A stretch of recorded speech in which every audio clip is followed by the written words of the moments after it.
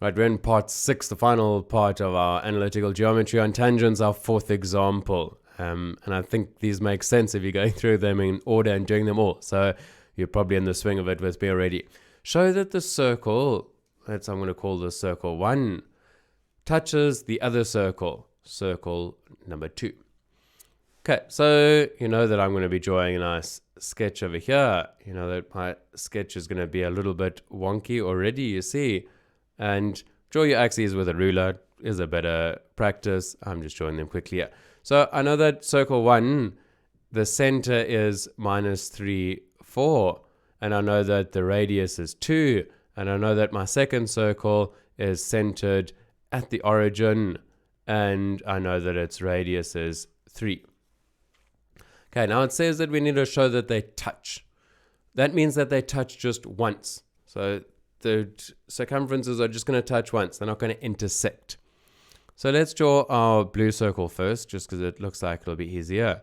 So that's got a radius of 3, so something like that. And this other circle here, it says show that they touch, so I'm going to draw it that they are touching. That centers at -3, so if that radius was 3, it must be there, and 4, so a little bit high up there, and the radius here is 2. Now let's just check that my scale's right. -3, 4, the radius is 2, so it's not going to intersect with the y-axis. So not perfect, but something like that. And again, what I'm trying to encourage you to do is engage with which bits of the diagram are important to get sort of to scale and matter, and which bits don't really matter. So this probably isn't great to scale. If you drew this properly, try it in GeoGebra, you'll see that it's a little bit wonky, but the idea is there. Okay, so there's kind of a trick almost to this. We need to show that they touch at that point there. So if I look at this circle, I know that the radius here is 3. We worked that out earlier, or we just saw it. And we know that this radius here is 2. Okay. Now, if they touch, so we've got 3 different scenarios that could happen. Scenario 1, they touch. Scenario 2, you've got this and they don't touch because they don't intersect at all. Or scenario 3, perhaps they touch twice. So there are 3 different options.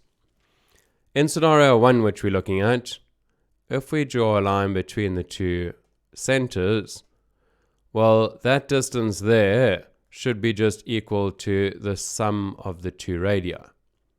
So that distance should be 5, because that would make sense that they're just touching once. If we join these 2 centers, and we did that, this radius is 2, this radius is 3, that implies that this line segment joining the 2 centers is greater than 5. And if we had this scenario here, well, if this radius is 2 and this radius is 3, then the line segment joining those centers should be less than 5. So there are 3 scenarios. It said show it, so presumably that's going to be the case. Well, let's have a look. 2 and 3, is the full distance going to be 5?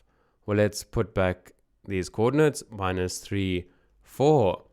Well, just from Pythagoras or distance formula, that distance there, so if we call this center, I'm going to call C, and the origin I'm going to call O, then the distance OC is 5. And since OC is the radius of the first circle plus the radius of the second circle, therefore they do touch.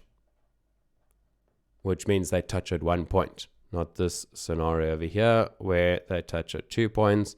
And here, of course, we could see they didn't touch at all. Okay, try and wrap your head around that.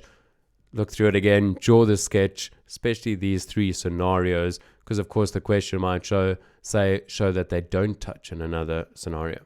Okay, well that's it. I'll see you for the next example.